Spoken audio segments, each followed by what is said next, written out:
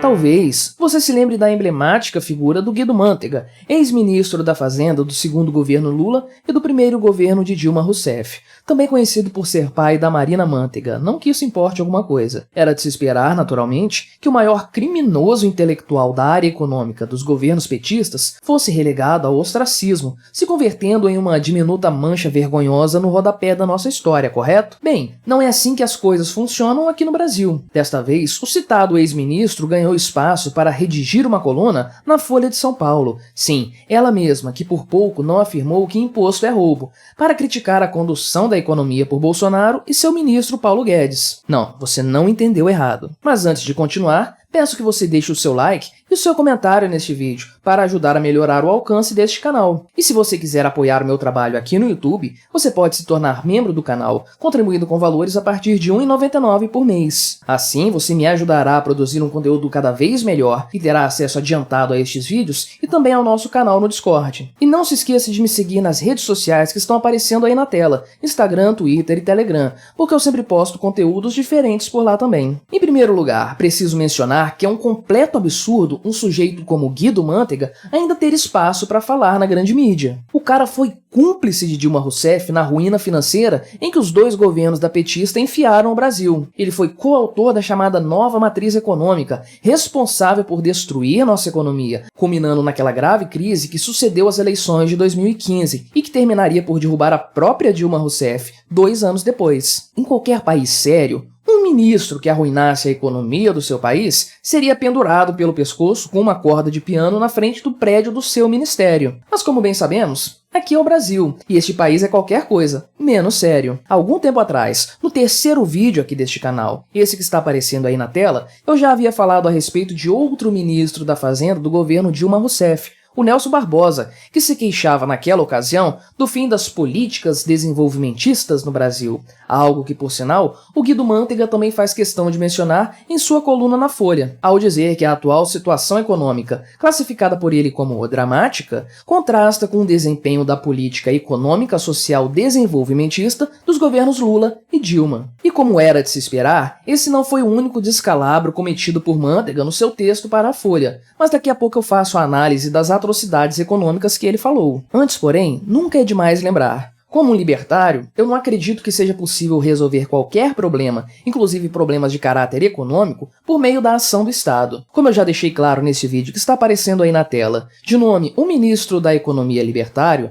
é impossível haver um burocrata estatal responsável pela economia de um país, especialmente das dimensões do Brasil, que consiga melhorar o que quer que seja, inclusive naquilo que seria mais fácil de fazer. No caso, a redução de impostos e de entraves burocráticos ao livre exercício econômico no país. No geral, isso sim, a tendência é que ele acabe se dobrando ao establishment e piore nossa vida ainda mais. No caso de indivíduos como Guido Mantega, ou seja, economistas de extrema esquerda, adepto de métodos desenvolvimentistas de controle da economia, a coisa é exponencialmente pior. Esses sujeitos já entram no governo dispostos a distorcer a economia, a tratá-la como um jogo de tabuleiro em que peças são movidas de lá para cá, almejando um resultado final previsível. Esse tipo de intervenção econômica, nós já sabemos bem, é potencialmente catastrófica, e muitas ações do Guido Mantega são sentidas pelos brasileiros até hoje, mesmo transcorridos 7 anos do fim de sua vergonhosa condução da economia nacional. Guido Mantega afirma que a economia brasileira se encontra estagnada e que 2022 verá um crescimento pífio de 0,36%. É curioso o uso desse adjetivo para se referir a um crescimento dessa magnitude, que de fato é bastante baixo. Afinal, se olharmos os números do PIB brasileiro dos últimos anos, veremos que os anos de 2015 e 2016, ou seja, anos de gestão petista,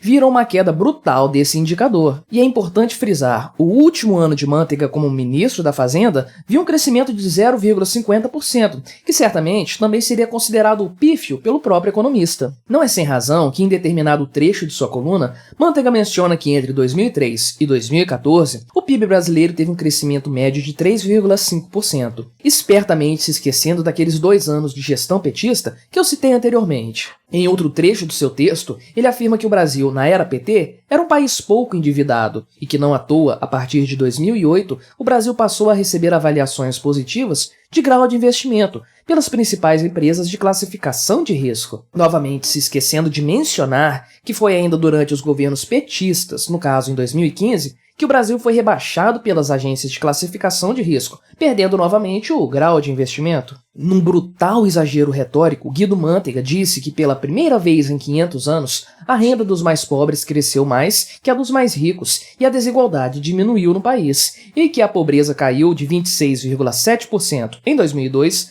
para 8,4% em 2014. Ambas afirmações absurdamente questionáveis, diga-se de passagem. Esses números de pobreza são facilmente manipuláveis, especialmente se você alterar os critérios de classificação de pessoas quanto à faixa econômica, que, diga-se de passagem, são extremamente confusos e absurdos. E o ex-ministro segue atacando os sucessores dos petistas, afirmando que os governos neoliberais reverteram parte desses avanços sociais e econômicos. A fantasia do neoliberalismo, o espantalho econômico preferido da esquerda brasileira. Mantega critica a reforma trabalhista promovida por Michel Temer, que, embora tenha sido tímida, foi um excelente passo no sentido de termos mais liberdade contratual no Brasil. E também critica o teto de gastos. Afinal de contas, esquerdista que se preze quer que o governo não tenha limites e que a gastança seja desenfreada, não é mesmo? No decorrer de seu texto, Guido Mantega diversas vezes lança mão daquele detalhe nada desprezível que caracteriza os governos democráticos da atualidade. O fato de que os mandatos são curtos, mas o tempo de resposta do mercado às ingerências estatais é longo. Em outras palavras, Lula surfou a onda da melhoria econômica plantada por Fernando Henrique Cardoso. Os governos petistas trataram de bagunçar a casa mais uma vez, gerando um verdadeiro caos econômico, mas os resultados dessas desastrosas políticas só vieram a ser sentidos depois da saída de Dilma Rousseff. O PT não foi responsável pelo crescimento econômico do Brasil, embora tenha dele desfrutado. E foi sim o responsável pela crise econômica que se sucedeu, mesmo não estando mais no governo para com ela sofrer. A solução para a crise econômica brasileira, porém, não passa por mais liberdade econômica, pelo menos não para Guido Mantega. Nas palavras do ex-ministro, para enfrentar essa situação desafiadora, as forças democráticas deverão elaborar um programa de desenvolvimento econômico-social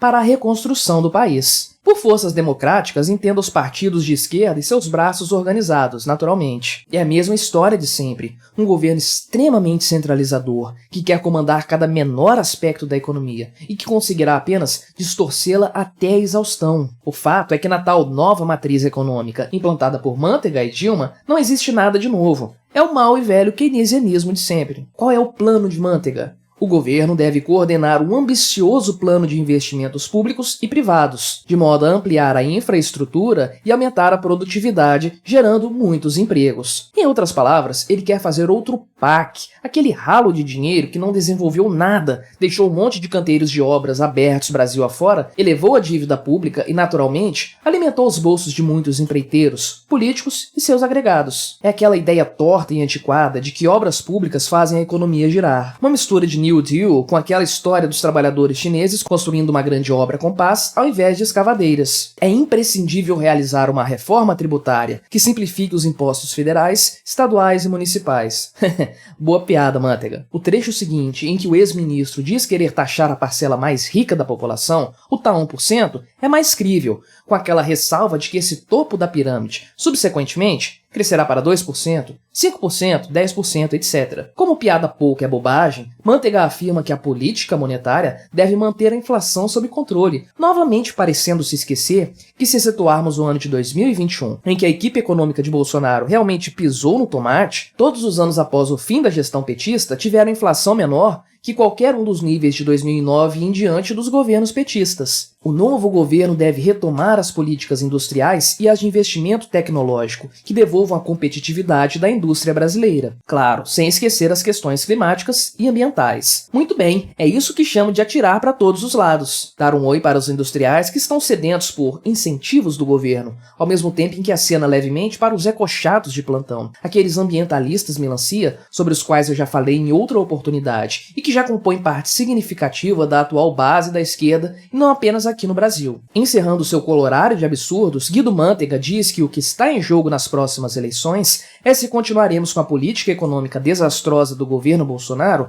e de outros candidatos neoliberais, ou se vamos retomar a via do social-desenvolvimentismo rumo ao estado de bem-estar social. O cara realmente teve o descaramento de colocar lado a lado as catastróficas políticas econômicas que ele e Dilma Rousseff levaram a cabo e o respiro de liberalismo que o governo Temer e o atual governo tentaram a muito custo promover. É realmente essa dicotomia com a qual nos deparamos nesse ano de 2022? É essa a escolha que devemos fazer? No fim das contas, não é o descaramento de Guido Mantega ao afirmar que suas políticas econômicas foram um primor e que os governos petistas foram um paraíso na terra, não obstante ele e seu amado Lula tenham inclusive sido presos após seus períodos à frente do país.